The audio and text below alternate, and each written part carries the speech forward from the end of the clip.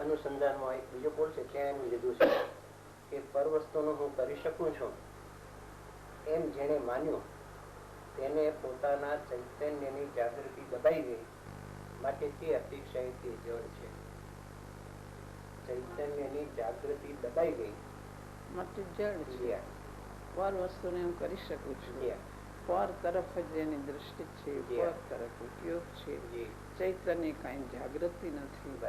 જાણે તો છે પણ આત્માને જાણતો નથી. પર નું જાણે છે, પર વસ્તુમાં તલીન છે, આત્માની જાગૃતિ નથી, માટે જડ છે.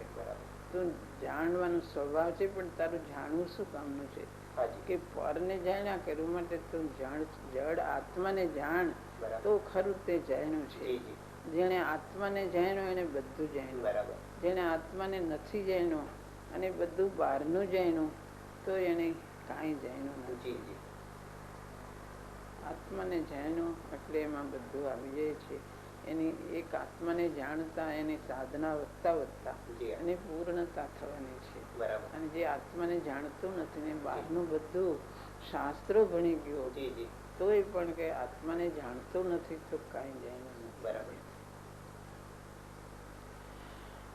જેને પરની કર્તૃત્વ બુદ્ધિ પડી છે અજ્ઞાન ભાવમાં, એની ચૈતન્યની જાગૃતિ દબાઈ ગઈ એટલે કે પોતાનો ચૈતન્ય સ્વભાવ શું છે એ ખરેખર જાણતો નથી.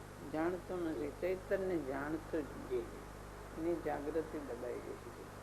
બહારમાં બધું બહાર જ એની દ્રષ્ટિમાં આવે છે. બરાબર. પરની કરતા બુદ્ધિ ને પર તે હું ને હું તે પર, રાખ તે હું ને હું તે રાખ, બધું કાંઈ શૂન્યતા. એને કાંઈ ચૈતન્ય તો દેખાતું નથી. બધું બહાર જ દેખાય. સ્થૂળ બુદ્ધિ થઈ ગઈ છે.